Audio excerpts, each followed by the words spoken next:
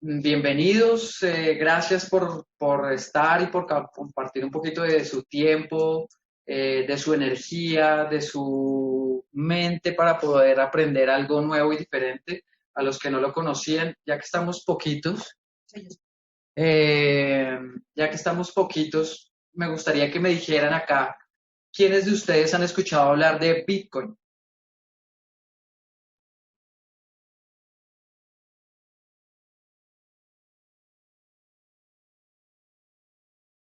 Bien,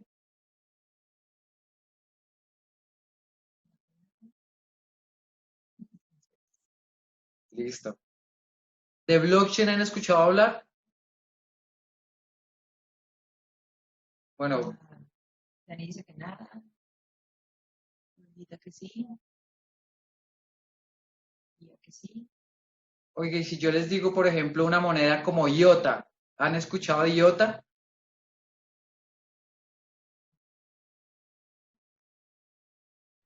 Listo. Ya, bien. Entonces es un poquito, digamos que hay un conocimiento ya un poquito grande de todo el tema de Bitcoin. ¿Alguno por casualidad cree que es una pirámide o les ha sonado que es una pirámide o tienen la idea que es una pirámide o alguna vez como que han dicho, esto suena como a pirámide"? ¿Alguno? Este grupo está avanzado. Bien, bien. Un poquito la idea con todo esto y donde se arranca es Bitcoin y blockchain no son pirámides. Las pirámides son esquemas Ponzi y los esquemas Ponzi son un peligro constante para cualquier innovación. Uno podría empezar a mirar una pirámide, un esquema Ponzi, cuando una persona, una empresa empieza a ofrecer una rentabilidad exorbitante, como lo que hacía un poquito de MG. ¿Recuerdas esos tiempos que decían el doble, el triple? Nada, o sea, Warren Buffett tiene como una rentabilidad del 20% anual de sus inversiones. Calculen que es uno de los tipos más ricos y esas son las rentabilidades que tiene de sus inversiones. Cualquier cosa que les esté dando una inversión muy grande puede ser o una innovación muy increíble que está rompiéndola, ¿sí? O un esquema Ponzi. Y es difícil, digamos, a veces poder diferenciar las ganancias que van a generar. Pues, realmente viene de otros clientes que invierten el dinero, ¿sí? Y usualmente tienen, digamos, modelos de ganancia para atraer nuevos reclutas, ¿no? Eso de traes dos y no sé cuánto. Todos esos son esquema Ponzi. ¿Qué es lo que hacen ellos? Eso es un esquema que se puede adaptar a cualquier producto. Yo puedo mirar, por ejemplo, Jambar al final tiene un esquema piramidal, aunque lo llaman red de mercadeo, y vamos que tiene una sostenibilidad con el producto que la ha permitido mantener. Pero esa facilidad que tiene ha permitido que muchas pirámides cojan cualquier tipo de innovación, la utilicen como un producto central y desde ahí monten toda la pirámide. Entonces, con Bitcoin pasó lo mismo. Hay una que se llama OneCoin, otro que se llama ahorita Airbit. Bueno, hay como varias de ese tipo. De hecho, una cayó al principio muy fuerte, pegándole bastante al Bitcoin, porque terminan siendo esquemas de estafa, pero no es Bitcoin y no es blockchain. Son cosas completamente diferentes. Y aquí un poquito lo que les voy a traer durante todos estos tres capítulos es una perspectiva que yo he podido construir sobre blockchain y los criptosistemas. Es un análisis personal después de 3 años de estarlo siguiendo, no trabajo para ninguna compañía, no estoy sacando remuneración de esto, lo hago porque me gusta y porque quería estructurar esto de alguna manera y compartírselo también a la gente porque creo que hay un potencial de desarrollo para la sociedad muy importante. Entonces, ¿desde dónde se construye mi perspectiva? Aquí un poquito los que me conocen ya saben cómo es la cosa, pero de pronto los que no me conocen o hace mucho tiempo dejamos de hablar, es importante que sepan desde dónde se está construyendo esto. Yo soy psicólogo, tengo 10 años trabajando en investigación de mercados y los últimos 3 trabajé en el desarrollo de innovación. Eso es como a grandes rasgos. Lo más aquí es que yo soy muy curioso, me encanta escuchar historias y pensar en ellas, expandir la mente para mí, conocerme un poquito mejor es lo más importante y así empezar a entender un poquito mejor la realidad en la que vivo. Mi propósito al final es construir un mundo más colectivo, justo y bondadoso, eso es lo que yo quiero, digamos, me muevo a través del amor y ese es mi, digamos, mi brújula y mi guía en la vida. Desde ahí pues soy un aficionado a la búsqueda de la información, yo eh, he podido navegar por muchos temas fascinantes como la psicología, la geopolítica, la historia, la macroeconomía, la simbología y entre esas el blockchain y la criptoeconomía. Fue una de las que empezó a gustarme muchísimo. Entonces aquí quiero traerles, digamos que el propósito de todos estos tres capítulos, en primero es expandir su mente con una historia, contarles una historia a través de eso y empezar a expandir la mente. De ahí generar la curiosidad en la gente, que no me crean, no quiero que me crean, quiero que ustedes mismos se informen y que empiecen a conocer un poquito más de todo esto a fondo. Y finalmente, pues bueno, que tengan un papel activo en la revolución digital que se está montando y empezar a construir juntos pues ese mundo que queremos. En realidad eso es un poquito, y a través de todo esto, pues al final es como adaptarnos rápido al nuevo sistema con una herramienta que realmente nos permita participar en la construcción de un mundo y que realmente ese mundo empiece a ser mejor para todos. Entonces, aquí hay una de las preguntas que suele pasar y es que, oiga, estamos en pleno coronavirus, hablar de blockchain y criptosistemas en esta época como que no pareciera tan relevante o pareciera no estar ni siquiera conectado. Lo cierto es que es el mejor momento para hacerlo. Y es el mejor momento para hacerlo porque desde como lo veo y como lo hemos visto por aquí con algunos amigos, con Ana que está por acá, con Georgie, que también aquí está acompañándome, y al final podemos ver tres escenarios: o el virus nos acaba y muchas gracias por participar, hasta luego, pero eso es un escenario con el que yo no trabajo y pues igual no tiene sentido porque si ya se acaba, pues ya, no hay nada que pensar.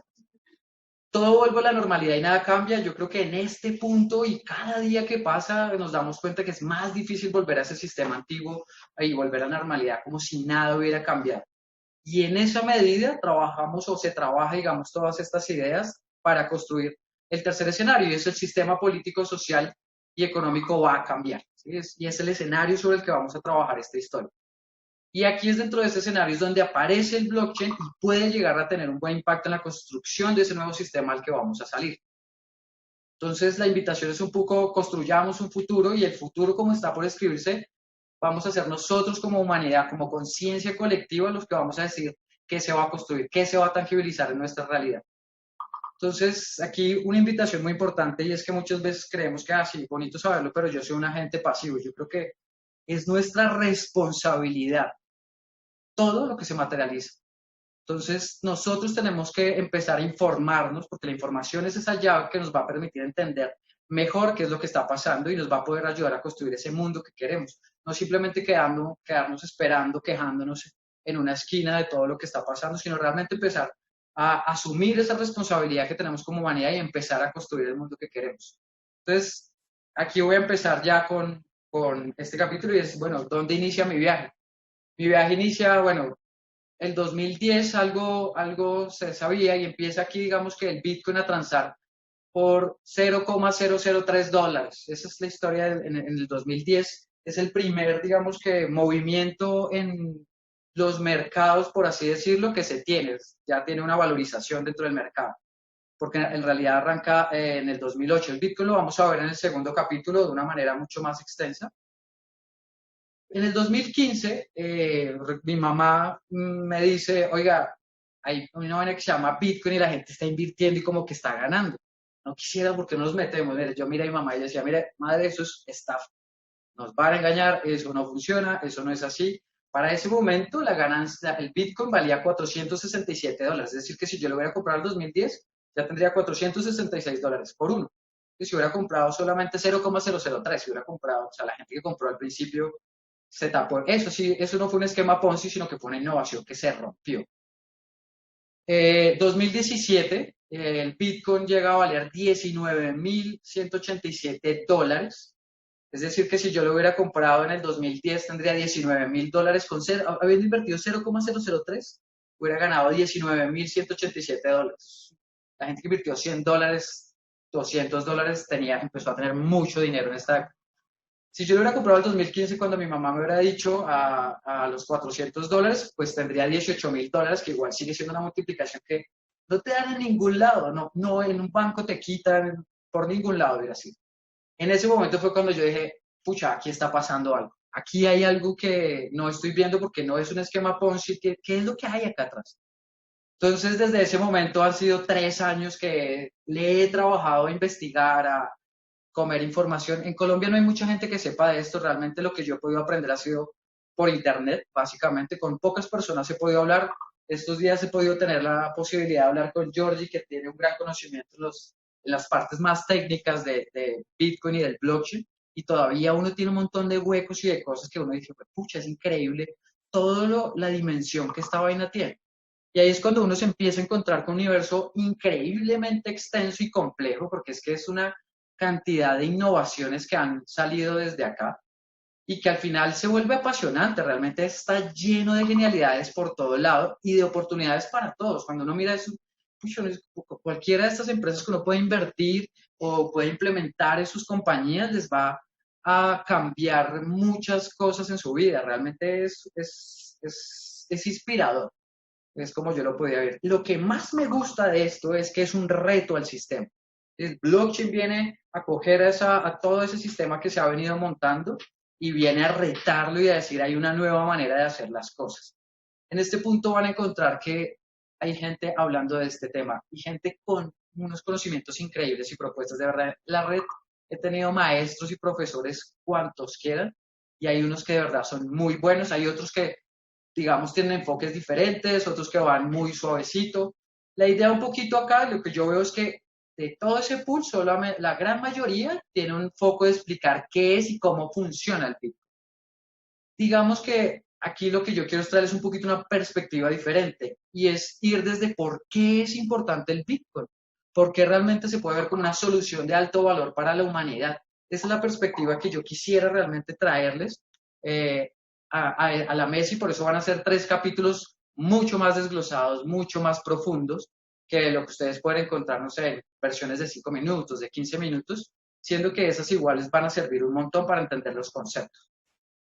Aquí una aclaración, mi entendimiento todavía no es perfecto, ¿no? Blockchain es una vaina que crece a velocidades abismales y que realmente todos los días hay que estarse actualizando y aún así ni siquiera puedes estar al día con todo. De verdad debería uno estar solo metido en esa vaina para uno irse al día, si no, no le da. Y aquí es que blockchain y Bitcoin y todo lo que se deriva acá puede llegar a ser supremamente técnico, pero la idea es entender lo conceptual, la parte más general de todo este sistema, para que desde ahí ustedes, pues si quieran ir a cosas más técnicas, pues lo vayan, pero lo importante es lo conceptual que está detrás de esto. Es hacerlo sencillo. Entonces, bueno, solución de alto valor para la humanidad. Esa es un poco la propuesta o digamos que la visión que quiero traer. Si es que desde la perspectiva de investigación de mercados, aquí tengo varias personas que trabajan conmigo en investigación de mercados, pero para hacérselo simple a las personas que no trabajan en este medio, hice un pequeño modelito para explicarles algunas cosas y desde aquí explicarles cómo el blockchain va a ayudar a la humanidad. Entonces, digamos que los seres humanos tenemos deseos, cosas que deseamos, cosas que queremos ser y todavía no somos. Esa búsqueda de lo que nos hace falta, esas cosas que deseamos. Pero tenemos tensiones, tensiones que nos impiden llegar a esos deseos que queremos, a esos estados a los que quiere llegar el ser humano. Entonces, esas tensiones, lo que trabajamos en investigación de mercado y en las compañías es crear innovaciones de valor, una solución efectiva que le permita a la gente llegar a sus deseos y romper esa tensión. Eso es lo que nosotros llamaríamos el éxito y las ventas y demás. Entonces, este es un poquito el modelo, un modelo simplificado de lo que nosotros o cómo podríamos ver las diferentes oportunidades de innovación que se tienen. Desde acá, pues un ejemplo, por ejemplo, el tema de Uber. Nosotros teníamos un deseo y era un deseo latente no tan fuerte porque al final estábamos acostumbrados a un sistema, pero queríamos transportarnos de una manera segura, confiable, cómoda, sentirnos como príncipes cuando nos transportábamos. Pero la verdad era que el servicio de taxis era inseguro, eran personas poco educadas, deshonestas, entonces eso genera una tensión y nos impide llegar a ese deseo. Y es cuando aparece una solución como Uber, una aplicación que es fácil, segura de usar, con conductores amables y educados. Y si recuerdan, cuando llega Uber, su diferencial era ese. Yo creo que ya se perdió, pero en principio te tendrían con dulces, con cosas, y realmente decías, pucha, esto era lo que yo quería. Entonces, esa innovación de valor rompió esa tensión y le permitió a la gente llegar a ese deseo. Esto es un poquito lo que nosotros buscamos. Entonces, cuando tú hablas de tensiones culturales, como el caso aquí que veíamos de Uber, es toda una cultura con el mismo problema. Cuando una cultura con el mismo problema lo comparte, la solución en este nivel puede llegar a ser una revolución. Puede llegar a ser, no todos lo son, yo creo que Uber es una revolución, la mayor yo creo que es la revolución del Internet. Si yo hiciera este mismo ejercicio, Internet rompe, o sea, llegan los deseos de comunicación, de cercanía, un montón de democratización de la información. Hay una cantidad de valores que tiene el Internet, que había unas tensiones culturales que estaban latentes, y el Internet le permite generar esa revolución, y desde ahí, pues bueno, tenemos un mundo completamente diferente. Yo creo que blockchain puede llegar a ser una de esas revoluciones grandes, grandes de la humanidad, junto con el Internet. No sé si por encima del Internet, creo que van unidas, es como la fase 2 del Internet, creería que a eso le apuntaría el blockchain. Entonces, el blockchain, ¿cómo sería el modelo del blockchain bajo este esquema? Nosotros tenemos un deseo, y es un deseo de vivir en un mundo donde podamos confiar en las interacciones que tenemos con las personas, empresas e instituciones. El problema es que en este momento estamos en un mundo donde están careciendo los valores, y es un lugar donde empieza a resonar lo deshonesto, donde está lleno de fraudes sin control, el sistema ya no funciona bien, desconfiamos de las personas que tienen el control, y eso pues hace que se cree esta innovación de valor, que son protocolos inteligentes que van a estar encriptados. Yo sé que esto ahorita suena un poquito como protocolos inteligentes encriptados que permiten generar la confianza, seguridad y transparencia en todas las interacciones que tengamos en la red. Esto no nos va a solucionar los problemas personales, pero nos va a solucionar todas las interacciones que tengamos en la red. Esa es la innovación de blockchain. Eso es lo que quiere ir a romper toda esta vaina. Ahora, ¿realmente esto es una tensión o esto está saliendo de donde que realmente no confiamos y que el mundo está así de mal y sin control?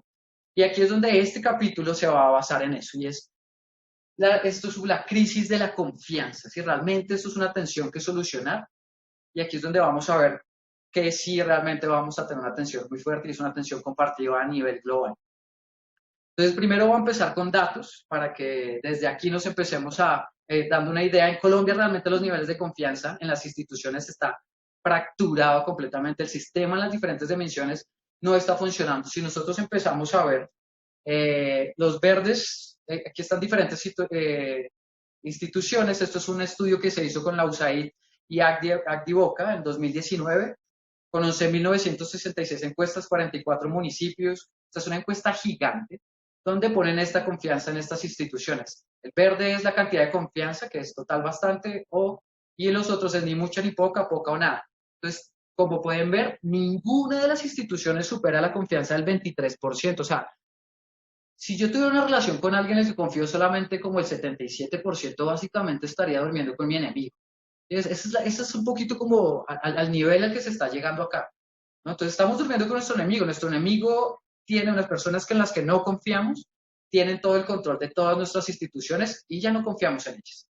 Y esto es más grave porque permea inclusive niveles más básicos del ser humano. En esa misma encuesta les preguntas en cuántos vecinos confían, y solamente el 27% dijo que bastantes o todos. De ahí para abajo, tenemos un montón de gente que no está confiando en sus vecinos. Ya hay un nivel de desconfianza a nivel personal muy marcado. Que si es el fin, no hay esperanza. Yo creo que al final aquí hay una pregunta que sale ahí, es: ¿cree que la persona de su barrio o vereda estaría dispuesto a ayudar cuando uno de sus vecinos tiene una emergencia? El 89% dice sí. Vamos a ver si sí es así, porque estamos en la emergencia. Pero esto me dice que en el fondo la gente quiere creer. Quiere creer que en los últimos momentos la gente reacciona y realmente actúa y tiene esa noción de solidaridad. Bueno, si vamos a Estados Unidos, en Estados Unidos hay una encuesta parecida de niveles similares, hecha por Gallup también en 2019, y vemos algo parecido. Realmente las instituciones en las que ellos confían son las fuerzas militares, los pequeños negocios y la policía. Allá hay una mayor confianza dentro de esas instituciones, pero de ahí para abajo, pues, presidencia, bancos, sistemas de justicia, grandes negocios, noticias y el Congreso van más. O sea, y el Congreso, que es toda la parte ejecutiva, toda la parte legislativa, pues está jodido. Las noticias, que es el medio que te comunica, no confías nada. Los grandes negocios que hoy en día tienen las multinacionales, tampoco confía la gente. Aquí hay un índice de desconfianza bien grande, no solamente en nuestro país, sino en una potencia mundial como lo es Estados Unidos. Encontré un estudio además que es de 24 países, del 2018, lo hace Ipsos Global, y aquí lo que le pregunta es, digamos que si confiaría, o sea, si usted piensa que la mayoría de gente confía en los otros, o confía menos en los otros, o no sabe, o cree que confían 50 y 50, confían en la mitad y en la otra no.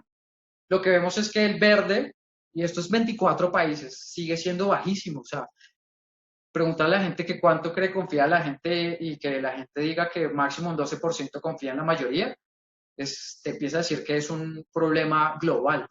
A la derecha vamos a ver los tipos de industrias a los que más confían. Encontramos la parte tecnológica en la que más confían, sin ser tan grande porque es una confianza del 40% más o menos, pero es la que más, lo que menos, pues todo el gobierno definitivamente es el gobierno y los medios y las compañías y bancos son los que están más desangrados dentro de eso.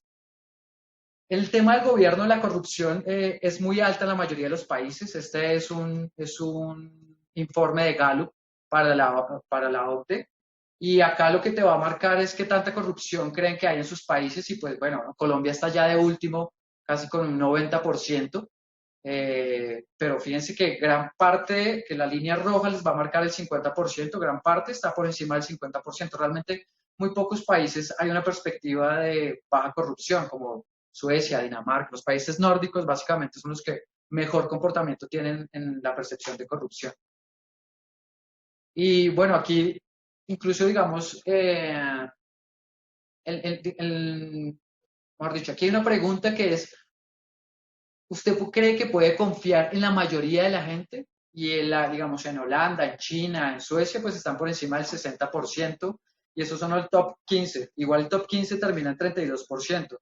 Ahora, si usted cree que puede confiar en la mayoría de la gente en la parte más baja de todos los países, pues no, Colombia está ahí ya casi en el 4%, casi de últimas en los niveles de confianza. Pero fíjense los niveles de confianza de los que estamos hablando, son increíblemente bajos y estamos hablando de las personas y las instituciones que están dirigiendo y sosteniendo este mundo. O sea, esto es muy grave cuando uno se pone a verlo. Ahora, los números son muy bonitos, pero en realidad, ¿cómo podemos ver esto en la vida real? ¿No? O sea, y aquí quiero traerles ejemplos también ya más cuáles para que también veamos que esto está en todos los niveles. Y los ejemplos que yo les voy a poder traer aquí, digamos que muchos de esos son cosas que se van a ir pudiendo solucionar con blockchain para que lo vayan teniendo en cuenta. Entonces, ¿es solo percepción o realmente está justificada tanta desconfianza? Lo que vemos es que en algunos casos, por ejemplo, en aspectos básicos de la vida, nosotros desde chiquitos estamos en cosas de falsificación, ¿no? O sea, los documentos de identidad, cuando uno iba y falsificaba la contraseña para poder entrar al bar cuando era menor de edad, diplomas o certificados que la gente utiliza para poder entrar a trabajar cuando no ha estudiado, excusas médicas hasta para faltar el trabajo. O sea, la falsificación viene esta de las partes más básicas y diarias, ¿no? Entonces, con todo esto, pues el nivel de confianza evidentemente empieza a bajar entre todos, ¿no? Lo vemos también en los bienes que compramos, cuando vamos a comprar cualquier tipo de inmueble, vehículo, electrodoméstico, en realidad hay un montón de casos de estafa y por eso nos cuidamos mucho, ¿no? ¿Cuántas personas hemos escuchado que pagan el carro o el apartamento y no se lo dan, no se lo transmutan? Bueno, hay un montón de casos sobre esto. La falsificación de bienes de lujo, sobre todo porque son los que más ganancia tienen. Toda la parte de Adidas, Nike, en joyas, en pinos, todo este tipo de cosas, todo el tiempo se están falsificando y pues obviamente es mucho más difícil hoy en día confiar cuando tú vas a comprar algún tipo de cosa que tenga un valor gigantesco, la desconfianza es gigante y uno se cura en todo tipo de sentido. Lo vemos también en los servicios que contratamos, servicios turísticos que no cumplen lo que prometen, te ofrecen, no sé, un spa y terminas en una peluquería atrás con un masaje de una señora poco agradable, o sea, cosas de ese tipo que terminan pasando. Los servicios de reparación, por ejemplo, que vas al mecánico y te dicen una cosa, vas por una cosa y terminas como con 15 problemas más y como con 2 millones más de la cuenta. O en los mismos servicios de transporte que vulneraban nuestra seguridad e integridad, ¿no? Los taxis también hacían todo ese tipo de cosas y ahí es donde la parte digital empieza a ayudar a solucionar. Pero esto ha mermado los niveles de confianza de la gente. Lo vemos en el comercio electrónico, el espionaje, el robo de datos personales, de dinero. Yo he sido víctima 3 veces de ellos y aunque y tratas de cuidarte y te vuelves más desconfiado con todo para poder cuidar más pues, ¿no? tus ahorros y lo que has trabajado. El incumplimiento de bienes y servicios comprados, dicen que te va a llegar y te llega otra cosa o no te llega. En OLX, por ejemplo, pasa mucho esto, ¿qué tiene que hacer, por ejemplo, una Amazon o un Linio o un Mercado Libre? Entrar ellos como intermediario, asegurar que sí, como a dar esa garantía de que sí se va a llegar el producto o si no responder, ¿no? Porque, por ejemplo, no OLX es directo y si no, pues OLX no te va a responder. Bueno, así conocía yo OLX, no sé si habrá cambiado en los últimos años. Reclamos y garantías no atendidas, pérdida del dinero invertido. Igual, o sea, cuando tú vas a intentar reclamar algo y nadie te contesta, nadie hace nada, te inventan un montón de excusas, que eso sí estaba y que en los papeles se perdieron. No, hay un montón de cosas para esto y eso también es un problema. Los niveles de confianza siguen bajando. En la creación de contenidos, acá hay el robo de ideas, el no reconocimiento de los derechos de autor, toda la parte, por ejemplo, musical que ha hecho discos y compone obras y luego en internet lo cogemos y lo bajamos todo gratis y lo poquito que se ganan se lo quedan las disqueras. Ese tipo de derechos de autor son los que también se pueden empezar a ayudar con blockchain, pero también hay un problema ahí que atenta contra la confianza, ¿no? Y la falsificación de creaciones, todas las que quieran hoy en día. Entonces el nivel de confianza de todos sigue bajando, ¿no? Ahora, si vamos a ir al siguiente nivel, porque estos son como las cosas más básicas que podemos ver los niveles de confianza, pero cuando lo vemos en los medios de comunicación, vamos a ver casos como por ejemplo el de Facebook y nuestros datos, donde un uso indebido de datos de 87 millones de usuarios por parte de Cambridge Analytica durante las campañas presidenciales de 2016. Y esto es lo que sale a la luz, pero lo que te empieza a decir es qué están haciendo toda esta gente con nuestros datos, ¿no? O la censura, de, por ejemplo, de campañas contra la comida chatarra que hubo en los grandes canales de Colombia, ¿no? Cosas que no les convienen a las grandes historias, a las industrias del azúcar y demás, pues entonces simplemente lo limitan y lo censuran. Entonces aquí hay un montón de problemas porque se oculta y se manipula la información en los medios, hay un uso indebido de nuestra información, se crean noticias falsas, fuentes de información poco claras, y hay una imparcialidad por los intereses de las compañías. Para nadie es un secreto de quiénes son los grandes canales de este país y los del mundo. Entonces ahí hay un montón de imparcialidad y los medios ya no están siendo honestos y por eso los índices de confianza también empiezan a ser cada vez más bajos, sobre todo en el tema de los medios. En las corporaciones, ¿no? La falsa publicidad en Colombia ha acogido a muchas empresas como Éxitos, Encosud, como Despegar, por difundir información que no es, por engañar y confundir a la gente y tienen que pagar por eso. Entonces, constantemente a través del marketing y la publicidad, están creando publicidad que no es. Johnson Johnson y los tacos del cáncer. Es un caso de San Luis donde 22 mujeres demandan y las indemnizan porque se comprueba eso, porque les está causando cáncer. Al parecer tiene asbesto los talcos de Johnson Johnson y esto ha construido, pues, digamos, ese desarrollo del cáncer de ovario. Esto, pues, es gravísimo. Igual es un tema que hay que terminar de comprobar, pero pues casos como este están en todo lado. Si no, vayan y miren Monsanto y desde ahí ya se dan cuenta la gravedad del problema. Nike y la explotación. Esta es la foto de un niño pakistaní en la revista Life de 1996. 12 años trabajando cosiendo pelotas en la fábrica de la multinacional, ¿no? Es 1996. Hoy en día, ¿no? Un trabajador en Nike en Filipinas, Indonesia, tiene un sueldo de unos $100 euros al mes. O sea, también sigue toda esta parte de la explotación por las grandes empresas. Entonces, estas corporaciones, entonces, hay incumplimiento de los beneficios prometidos, hay una falsedad sobre el origen, componentes y procesos de los productos, hay un uso premeditado de ingredientes, componentes que van a ser dañinos o son inadecuados para el ser humano, y hay explotación laboral. Entonces, son casos que estamos viendo que al final lo que terminan también es quitándonos la confianza en todas estas instituciones. El caso de Toshiba y su doble contabilidad, todas las ganancias que infló, casi $2.000 millones durante 7 años a través de la doble contabilidad. Y aquí quiero poner el caso de Ecomoda, porque Ecomoda es eso. Hemos sido muy populares, pero Ecomoda lo que hacía don Armando era justamente eso, un plan de negocios irrealizable, emprende acciones de maquilla balances, oculta información, reduce costos de materiales de mala calidad, produce una colección de tercera con buenos diseños, digámoslo así.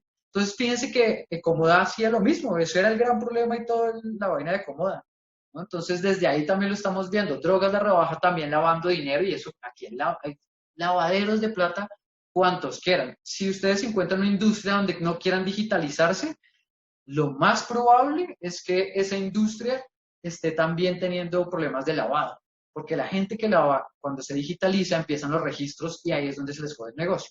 Entonces, vamos a encontrar espionaje empresarial, sabotaje, desfalco, desviación o mal uso de los recursos, manipulación de la información de la empresa, lavado de activos, explotación laboral.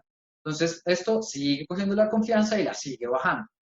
En la salud, el desfalco de salud que hubo de 1.4 billones de pesos, el desfalco a las universidades, 79.000 millones, en la Universidad Distrital, 10.400 en carros deportivos, prostíbulos y en mensualidades de Netflix. Es que es descarado y es la educación, ¿saben? Estos son los puntos más importantes para el desarrollo del ser humano y lo están atacando completamente. El deporte, el FIFA Gate, ¿no? 39 personas bajo investigación, ¿no? 200 millones de dólares en sobornos. Es una vaina loca, o sea, por todo lado está la corrupción. Recursos mal usados, desviados, falsedad de experiencia y falta de preparación personal, lavado de activos. Lo que hay es casos de este tipo. Ahora, si vamos al gobierno, es que esto sí es interminable, ¿no? Tenemos el carrusel de la contratación, 2 billones en detrimento patrimonial, el cartel de la alimentación, toda esa cantidad de desviación de recursos que se hizo con los alimentos a las escuelas públicas, ¿no? 84.000 millones de pesos, agroingreso seguro, contratos de 2007 a 2009 por 288.000 millones, o sea, y todo para la gente que, pues para la gente que ya tiene plata, no para ayudar. Reficar, pues un caso de corrupción de los más grandes con el de Odebrecht, con un desfalco de 4.000 millones de dólares. Y métanle Foncolpuerto, Hidroituango, el cartel del SIDA, el cartel de la toga, la ñoñe política y Amerlano, corrupción de entrega. O sea, aquí hay para hacer y deshacer en cuanto a corrupciones. El sistema, si esta gente hubiera puesto la cantidad de energía para ayudar al sistema y no para quebrarlo, porque son ingeniosísimos, eso sí, para crear toda la parte negativa y hacia la oscuridad, eso sí son muy buenos, pero si lo hicieran para el otro lado seríamos, o sea, yo creo que seríamos potencia mundial, porque han creado unos casos de corrupción. Bueno, pero esto no es solamente acá, ¿no? En el mundo, el caso del Lava Jato en Brasil, que es el que detona Odebrecht, o sea, Odebrecht hace parte de uno más grande que se llama el Lava Jato. Lo que pasa es que Odebrecht es tan grande, que por sí solo se volvió todo un caso de corrupción. Pero, o sea, aquí esto involucró principales compañías, Petrobras y la cúpula de todo el gobierno de Brasil, una red de lavado de las principales ciudades con más de 150 órdenes de detención, o sea, que con la cantidad de gente que estaba metida en el gobierno. Odebrecht, ¿no? Los sobornos que alcanzaron 788 millones de dólares destinados a políticos, a partidos, o sea, aquí hubo para todo el mundo. En 2011, el expresidente Jacques Chirac recibe una sentencia también por desviar fondos públicos y abuso de confianza. En 2013, el primer ministro italiano Silvio Berlusconi también sentenciado por corrupción y además por incitación a la prostitución infantil y abusos de poder. O sea, esto es por todo lado. Básicamente lo que podíamos ver en el gobierno es que hay casos de omisión o falsedad en los registros de las actividades y activos que tienen la gente que trabaja en el gobierno, la corrupción en los sistemas de elección, los mal uso de los recursos que se les asignan a los diferentes entes del gobierno, la manipulación de todo el proceso de contratación estatal, la desviación de recursos, la omisión o manipulación de la información oficial, no se asume la responsabilidad de los actos, ya es el caso de Uribe, donde no, pues, esa era ella, el otro, pero el man nunca sabía nada. Corrupción en los entes de reguladores y judiciales, porque ellos tampoco castigan, los dejan en libertad, no pasa nada, y vuelven a ejercer cargos estatales sin impunidad. O sea, todo el sistema es un círculo vicioso que está hecho para que esto funcione así, para que la corrupción se siga, ese virus de la corrupción se siga propagando. En el sistema financiero esto es todavía más grave, el Bank of America, después de que en el 2008 se cae toda la vaina y todos los bancos empiezan a entrar a quiebra, ellos les dan 25.000 millones y los manes pagan 5.800 millones a todos los directivos del banco en los bonos que les correspondían después de que habían quebrado el banco. O sea, bueno, nosotros no, el pueblo americano paga eso desde sus impuestos, lo que hay debiendo, lo salvan y esa plata lo utilizan es para darle los bonos a los directivos. O sea, este tipo de casos es descaradísimo. El esquema Ponzi de Madoff, que justamente antes de que pasara el 2008 cae todo el esquema Ponzi de Madoff y es parte de las fichas de dominó que terminan tumbando todo. 44.000 millones. El man era por 50 años, administró un fondo de inversión basado en el sistema con 50 años, ¿no? El man era el presidente de la Bolsa de Valores del Nasdaq, que es el segundo indicador más grande de la Bolsa de Valores de Estados Unidos. Entonces, afectó a 3.000 millones de personas en todo el mundo que confiaban en él, porque es que, ¿qué va a desconfiar del man que es presidente de la Bolsa de Valores de Nasdaq? No, tome mi dinero, tome todo lo que tengo. Y el man efectivamente estaba metido en un esquema Ponzi. El fraude en la tasa LIBOR, que es la que termina fijando las tasas de interés interbancarias en Londres, también el banco Barclays las había manipulado en su beneficio. El HSBC y los carteles mexicanos, toda la cantidad de plata que estaban lavando los carteles a través del HSBC era impresionante. Y al final les terminaron poniendo una multa irrisoria, que al final yo creo que lo meten como en su presupuesto, como bueno, presupuesto para pagar los casos de juicio de corrupción, porque se ganan tanta plata que pagar esas multas no es nada. Y este que es el que me gustaría que si tienen tiempo por ahí se vean, el China Hostel, es un documental, bueno, es un caso que se volvió un documental sobre un problema que viene pasando después de que cae el 2008 y toda la inversión que la gente empezó a tener, no sabían dónde ponerla. Entonces, China era el lugar indicado, pero meter dinero en China por siendo extranjero es difícil. Entonces, fusionaron empresas americanas con chinas. Las empresas chinas no pueden estar en la bolsa de valores de Estados Unidos.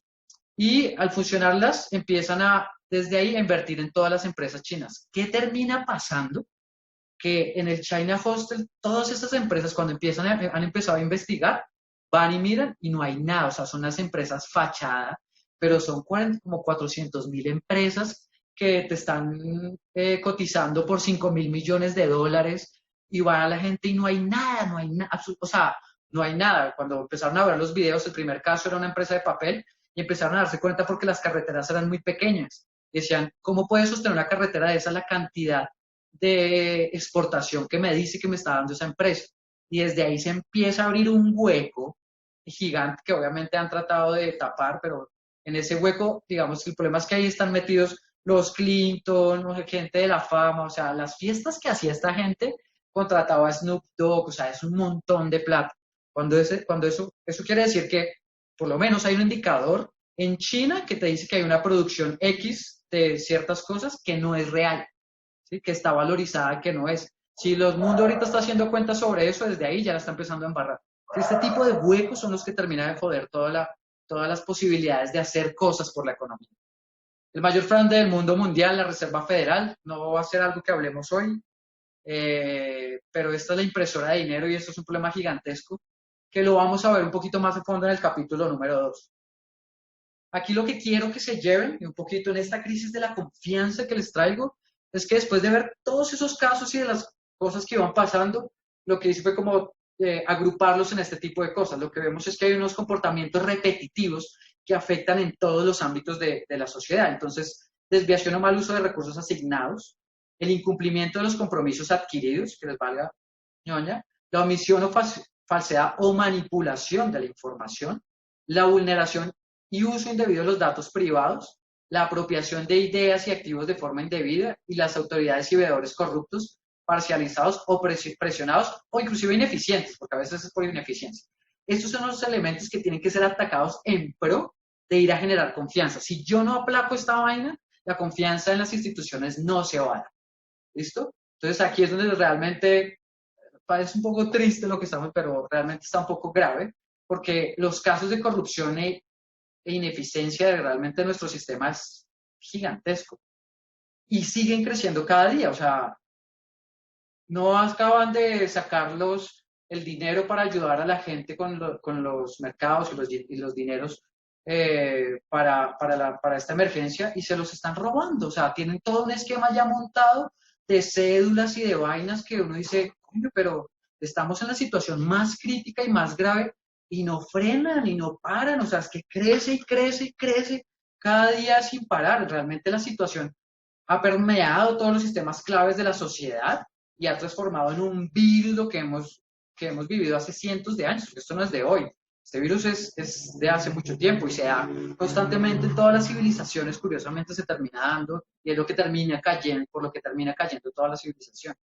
Entonces, hoy más que nunca necesitamos que los sistemas claves sostengan este evento tan increíble que tenemos que es el coronavirus y vemos cómo se encuentran en déficit por el desangramiento que han sufrido durante años. O sea, los sistemas de salud en los países subdesarrollados, pues, realmente es penoso, es muy penoso lo que se ve y no hay cómo sostenerlo, porque ya lo han sangrado, le han quitado y le han sacado absolutamente todo. Entonces, sin lugar a duda, la confianza de la humanidad se va a ver todavía más a prueba, porque siempre hemos dicho, bueno, pero es que siempre se roban la plata, bueno, pero es que ahora es que se roban la plata y es que la gente se muere, ¿sí? Se muere de hambre.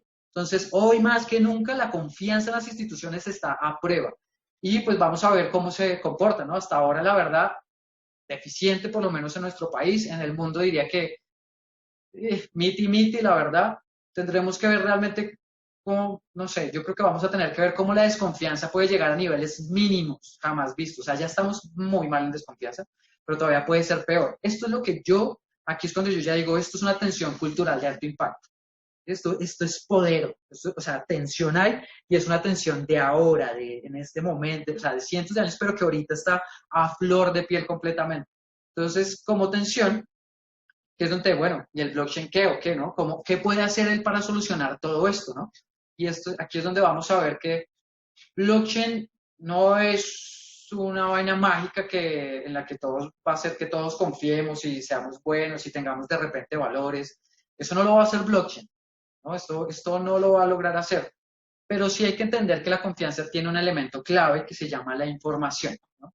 Todas las interacciones que yo tengo con alguien es un intercambio de información. Cuando yo no conozco a alguien, lo primero que yo voy a ver, empezar a ver son sus pensamientos, sentimientos, sueños, defectos, acciones. Y a medida que yo voy teniendo información de la otra persona, ¿sí?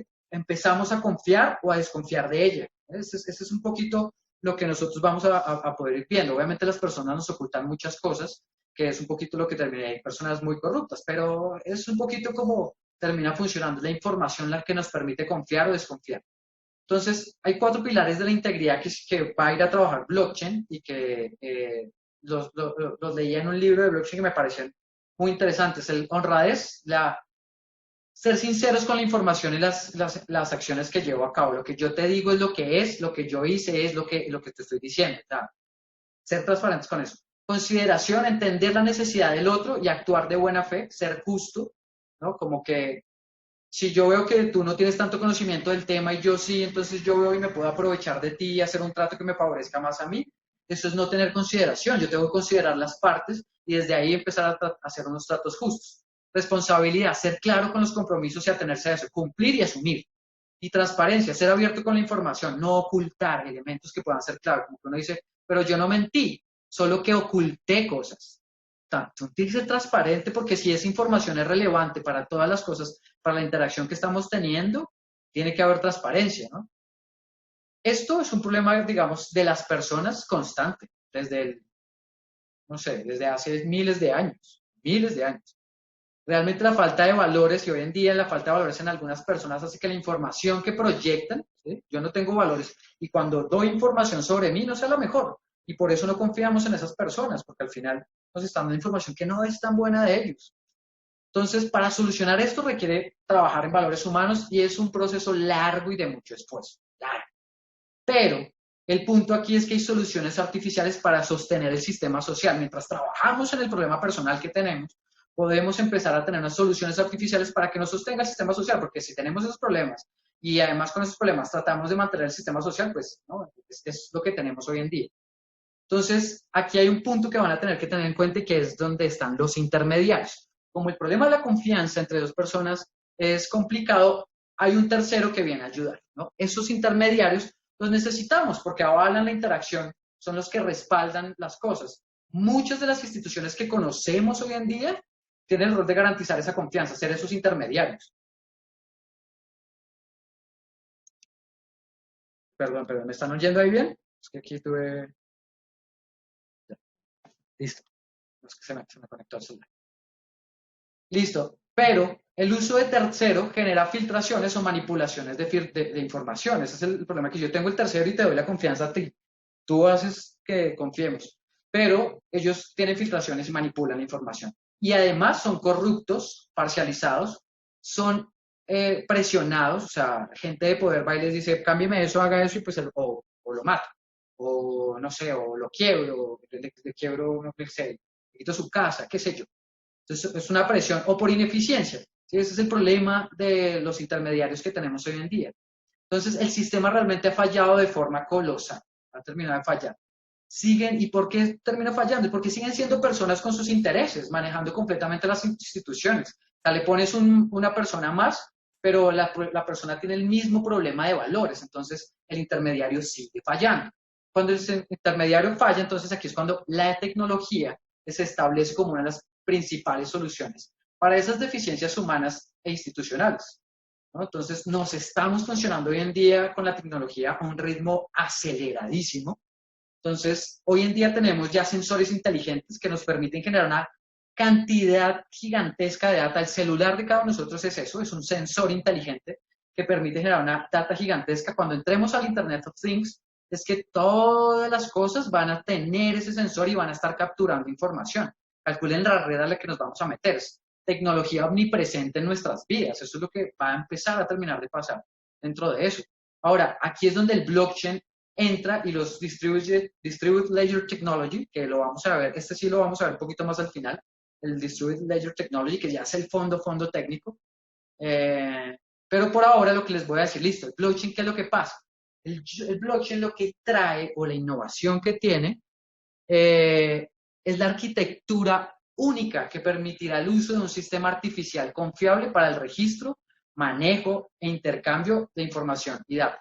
¿Sí? Es una arquitectura, esa es la magia. Se crearon una arquitectura que dijeron, miércoles, esta vaina es oro, esto es una genialidad. Entonces, lo que vamos a hacer es que va a poder establecerse como el reemplazo, o sea, va a poder decir, muchas gracias, ya no necesito de esta institución, o puede ser una mejora de control, como decir, listo, esta institución es importante, no podemos dársela toda la tecnología, pero les vamos a poner a las personas que trabajan dentro de esto el blockchain para que no metan la mano, así como un mecanismo de control, para que los procesos de confianza se puedan dar en cualquier dimensión. ¿Listo? Entonces, blockchain va a entrar de una vez a coger todo ese sistema, o lo va a reemplazar, o lo va a cambiar y le va a dar control. Entonces, ¿cuál es el punto de esto? Y es que blockchain lo que hace es que crea confianza mediante códigos inteligentes y protocolos inteligentes. Puede programarse para codificar la información en la red, es decir, como tiene esta arquitectura, además, tiene unas reglas básicas, pero además puede programarse para adaptarse a cualquier tipo de sistema, a cualquier tipo de industria, a cualquier tipo de cosas. Por eso es que cuando veamos en el tercer capítulo la cantidad de estructuras que se ha hecho en salud, industria, en educación, o sea, están absolutamente en todo lado del blockchain, porque puede programarse y adaptarse. Y así, pues cualquier cosa que tenga importancia en la humanidad puede inclusive meterse dentro del blockchain y dar valor. Esa parte de la tokenización y todo eso lo vamos también a ir hablando mucho más adelante, porque la idea no es que entremos, es que Bitcoin es una moneda y eso es un montón de gente transando plata. No, no, blockchain es mucho más que eso y tiene un problema que viene a solucionar. ¿Cuáles son los blockchain y los 4 principios sobre los que trabaja blockchain? Y con esto vamos a dar cierre a la sesión de hoy. Los 4 principios sobre los que trabaja blockchain es, el primero es un sistema digital de alta complejidad que minimiza la intervención del ser humano con la información y el valor. Los sistemas de hoy en día son complejos porque somos tantos en el mundo y tan conectados que todo el mundo es complejo. Entonces necesitamos un sistema de igual complejidad que pueda realmente coger las variables macro del mundo y empezarlas a tener en cuenta. Entonces, lo que va a minimizar, digamos, al digitalizar todas esas cosas que se hacían análogas, ¿sí? O una digitalización primaria, pues es que la intervención del ser humano se va, ¿no? Con la información. Entonces, realmente toda la parte de la información, el registrar, el gestionar, el almacenar, el certificar y el intercambiar, ya no lo hace el ser humano, lo hace una máquina.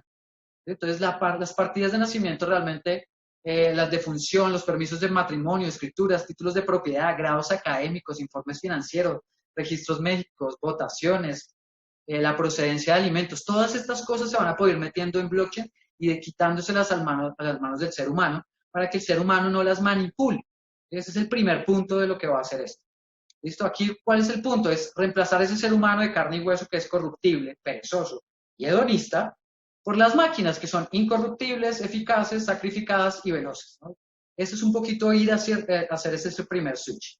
El segundo es que toda la información que se registra no se puede modificar, ¿sí? Solo se agregan actualizaciones. El registro que quedó, si tú haces un cambio, entra como un registro nuevo, como un registro nuevo, y como un registro nuevo, y como un registro nuevo, como un registro nuevo. Entonces, cualquier persona, digamos, hoy en día tienes un sistema análogo, yo cojo el borrador y borro y escribo otra cosa. O con Photoshop, cojo y borro y no, eso ya no se puede hacer en blockchain. Eso no se puede hacer en blockchain. Lo que queda escrito y es inmutable, ¿sí? Entonces, esto le da la imposibilidad de borrar datos de forma arbitraria. Ya nadie va a poder llegar a borrar datos a su interés para beneficiarse. Lo otro es que nos da una trazabilidad completa de la información y sus cambios. Cuando uno no tiene todo trazado, cuando los cambios se borran, es, pero ¿qué cambió aquí? No entiendo. Esto es trazabilidad completa, completa. Regáleme un segundito. Ay, ¿me ayudas a conectarlo con el internet de plan? Ah, no, pues, Es que me está mandando señal, me está mandando mensaje. Su internet está fallando. Gracias. Ya, perdón. Listo. Entonces, ese es el segundo punto. El tercer punto es un registro distribuido de la información. Es decir, todos los miembros de la red tienen una copia actualizada en tiempo real, ¿sí? No hay una base central, ¿sí? Sino que está distribuida en varios nodos. Hoy en día tenemos un servidor central donde todo se almacena y si yo lo hackeo, se quema todo, adiós información. Esto lo que tienes todos los usuarios de la red con copias, ¿sí? de todos los registros que se van dando. Entonces, si se borra uno, no importa porque están un montón. Entonces, en este caso, además, el hecho de estar en todas las copias y darle esa seguridad, lo demás se vuelven verificadores, ¿no? Porque ya los verificadores no son grandes compañías. Es decir, que si yo cogí y hackeé una computadora, yo voy y borro, pues hay otras 100.000 computadoras que ven y dicen, oiga, su computadora no coincide con la mía, lo voy a anular a usted, porque hay 99 personas más, 99.000 personas más que están ahí viendo la vaina y dicen, no coincide. Tendrías que entrar a hackear todas las computadoras, 50% más uno de las computadoras de la red, para empezar a hacer cambios. Y tocaría hacer cambio en cada registro y en cada registro, porque como todo está atado, es una vaina que para cambiar y para hackearla es muy difícil. Entonces, si una de las copias se cambia de forma arbitral, los demás de una se van a dar cuenta y lo van a alertar a la red. Hey, ese man está cambiando. De una.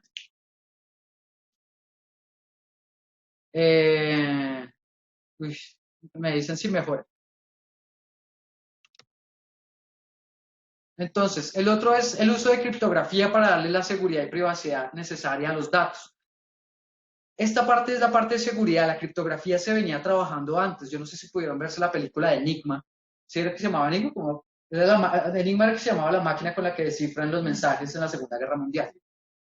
Al final crean esa máquina porque necesita que un procesador más complejo que la mente del ser humano pueda llegar a empezar a mirar todas las posibles variaciones para lograr descifrar el mensaje. Por eso se crea esa gran máquina y desde ahí empiezan todos los computadores. Bueno, la criptografía hoy en día se siguió desarrollando y la criptografía es una vaina increíble, ¿no? O sea, están haciendo unas cosas que se necesita computadoras cuánticas para poder hackearlas a través de la criptografía. Entonces, aparte de todo lo que ya venía trabajando el blockchain, le meten la criptografía para darle una seguridad y privacidad a los datos que, mejor dicho, imposible no, pero te incrementa la seguridad en 1000%.